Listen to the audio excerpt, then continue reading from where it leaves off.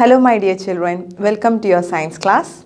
I hope all of you have watched our last video, that is the 6th part of our chapter, Getting to Know the Plants. In that video we learned about 3 functions of leaves, that is manufacturing of the food, exchange of gases and transpiration. We learned these functions in very detailed manner. In this class we are going to discuss about other functions of the leaves. Before that, there is a small experiment given in page number 63, and that experiment is to prove the advantage of transpiration.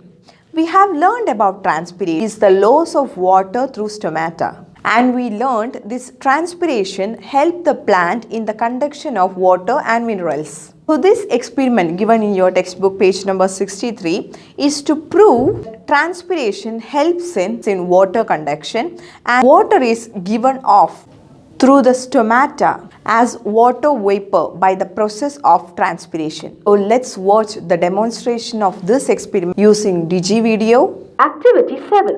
Activity 6. To show that green leaves produce starch during photosynthesis.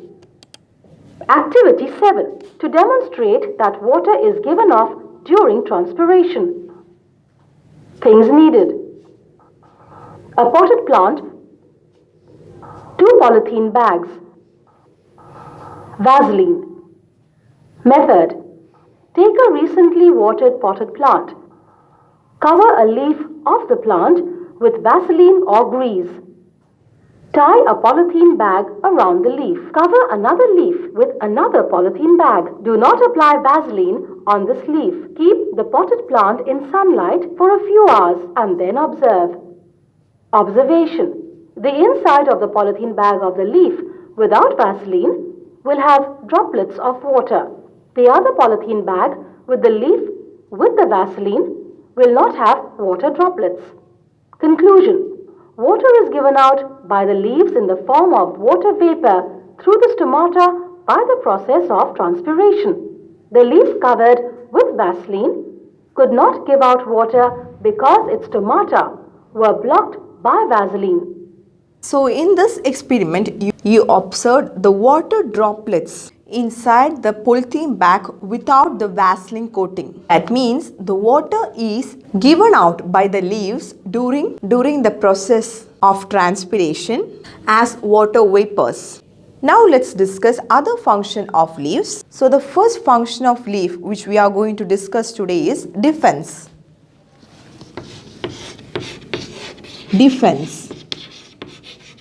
The leaf helps in the defense of the plant. We are very familiar with the plants like cactus,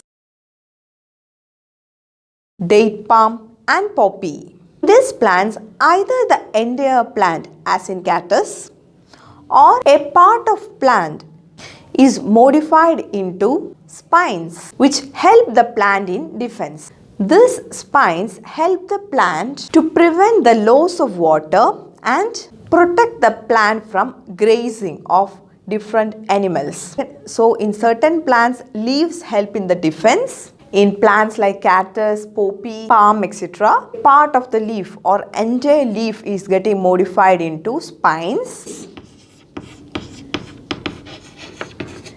And these spines prevent the loss of water and protect the plant from grazing. The second function is certain leaves provide support to the plant. Provide support.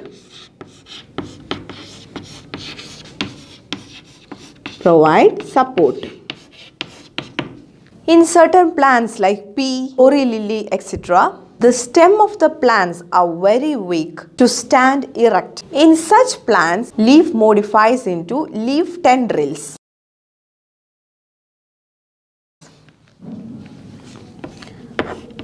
Leaf tendrils. These leaf tendrils coil around the support and help these weak stems to climb and expose the plant to the sunlight. So the second function of leaf is that it provides support, and in certain plants like pea, glory lily, etc., they have weak stem that they are not able to stand erect. In such plants, they have leaf tendrils which help the plant to climb up and get exposed to the sunlight. Now the third function of certain leaves are they help in reproduction. Third function is reproduction. Certain leaves like the leaves of Bignonia, Bryophyllum, etc. develops buds on the leaves.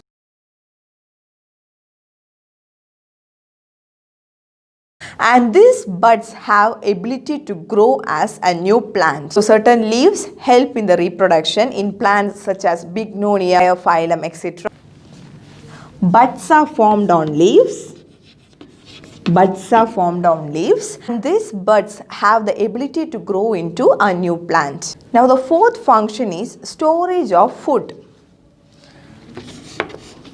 Storage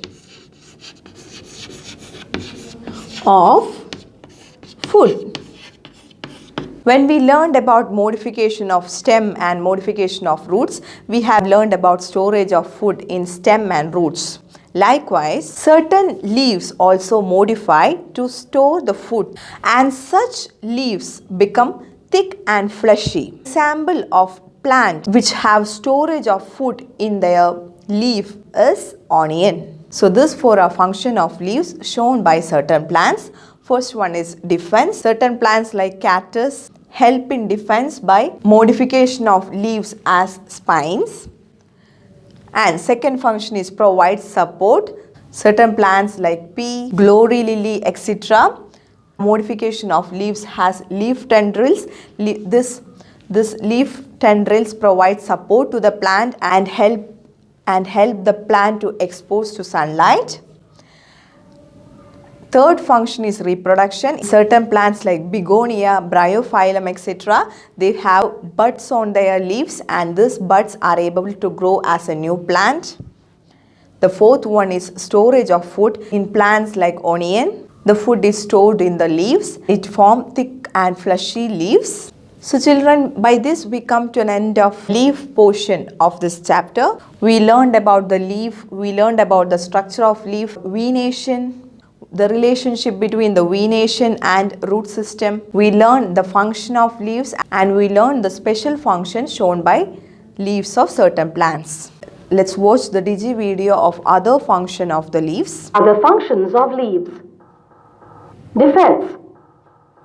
In some plants such as cactus, date palm and prickly poppy, either the entire leaf or a part of the leaf is modified into spines for defense.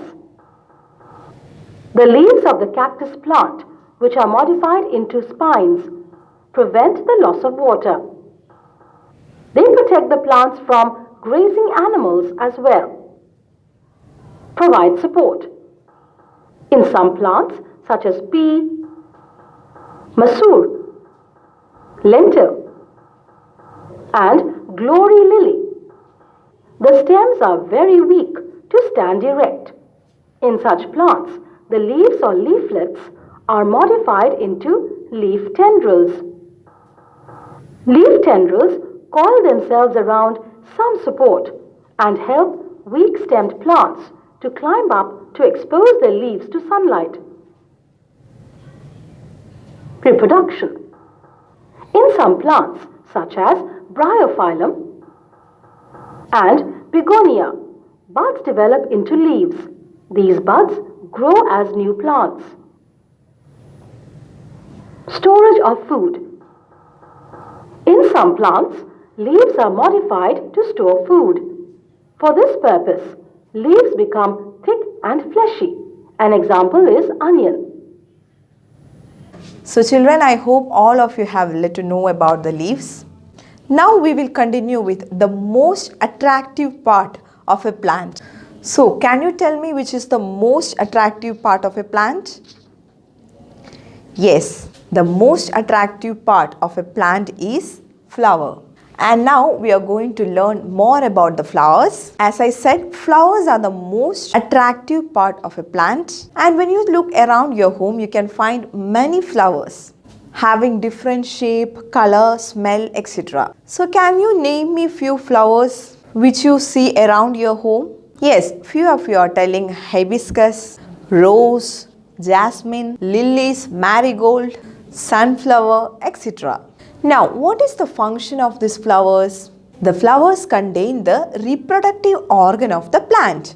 Flowers contain reproductive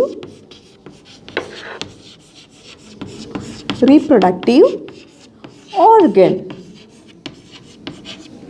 of the plant. Flowers contain the reproductive organ of the plant. And we can see the flowers are attached to the stem, and this part of flower which get attached to the stem is called pedicel. It is called pedicel.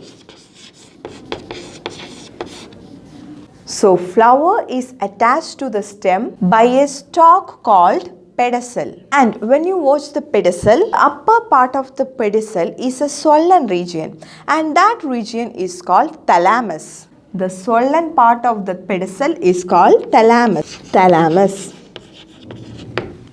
And other part of the flower is arranged on this thalamus region. They are arranged in a ring or whorl, and some flowers does not have this pedicel.